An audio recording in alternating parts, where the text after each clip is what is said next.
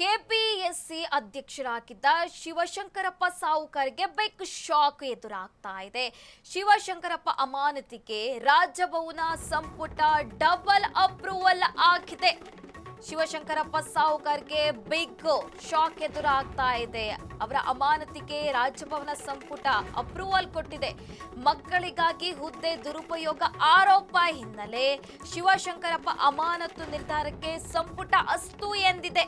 ರಾಜ್ಯಪಾಲರ ನಿರ್ಧಾರ ಸರಿ ಅಂತ ರಾಜ್ಯ ಸಚಿವ ಸಂಪುಟ ಹೇಳಿರುವಂತದ್ದು.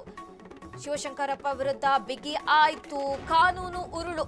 ಪುತ್ರಿಯರ ನೇಮಕಾತಿಗೆ ಸಹಿ ಹಾಕಿದ ಶಿವಶಂಕರಪ್ಪ. ಈ ಕುರಿತು ವಿಸ್ತೃತ ವರದಿ ಮಾಡಿತ್ತು ಫ್ರೀಡಂ ಟಿವಿ.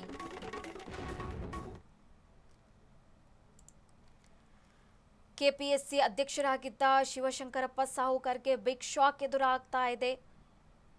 ಶಿವಶಂಕರಪ್ಪ ಅಮಾನತಿಗೆ ರಾಜಭವನ ಹಾಕಿ ಸಂಪುಟ ಇಲ್ಲಿ ಅಪ್ರೂವಲ್ ನೀಡಿರುವಂತದ್ದು. ಮಕ್ಕಳಿಗಾಗಿ ಹುದ್ದೆ ದುರುಪಯೋಗ ಮಾಡಿಕೊಂಡಿದ್ದಂತಹ ಆರೋಪದ ಹಿನ್ನೆಲೆ ಅವರ ಅಮಾನತಿಗೆ ಇದೀಗ ಸಂಪುಟ ಅಸ್ತು ಎಂದಿದೆ. ರಾಜ್ಯಪಾಲರ ನಿರ್ಧಾರ ಸರಿ ಅಂತ ಇಲ್ಲಿ ರಾಜ್ಯ ಸಚಿವ ಸಂಪುಟ ಅಸ್ತು ಎಂದಿರುವಂತದ್ದು.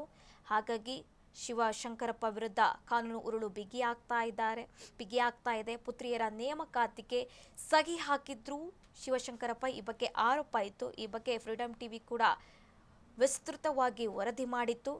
ಇದೀಗ ಶಿವಶಂಕರಪ್ಪ ಅಮಾನತಿಗೆ ರಾಜಭವನ ಹಾಗೆ ಸಂಪುಟ ಅಪ್ರೂವಲ್ ಮಾಡಿರುವಂತದ್ದು. ಕೈಗಾರಿಕಾ ವಿಸ್ತರಣಾ ಅಧಿಕಾರಿ ಹುದ್ದೆಗಳಿಗೆ ತಮ್ಮ ಇಬ್ಬರು ಪುತ್ರಿಯರ ಆಯ್ಕೆಯನ್ನು ಕಾನೂನು ಬಾಹಿರವಾಗಿ ನಡೆಸಲು ಸಹಕರಿಸಿದ ಆರೋಪ ಕೇಳಿ ಬಂದಿತ್ತು. ಈ ವಿಚಾರವನ್ನು ಫ್ರೀಡಂ ಟಿವಿ ಕೂಡ ಬಯಲಿಗೆಳೆದಿತ್ತು. ಇದೀಗ ರಾಜ್ಯಪಾಲರು ಕೂಡ ಅಸ್ತು ಎಂದಿದ್ದಾರೆ. ಹಾಗೆ ರಾಜ್ಯ ಸಚಿವ ಸಂಪುಟ ಕೂಡ ಈ ವಿಚಾರವಾಗಿ ರಾಜ್ಯಪಾಲರ ನಿರ್ಧಾರ ಸರಿ ಅಂತ ಹೇಳಿರುವಂತದ್ದು.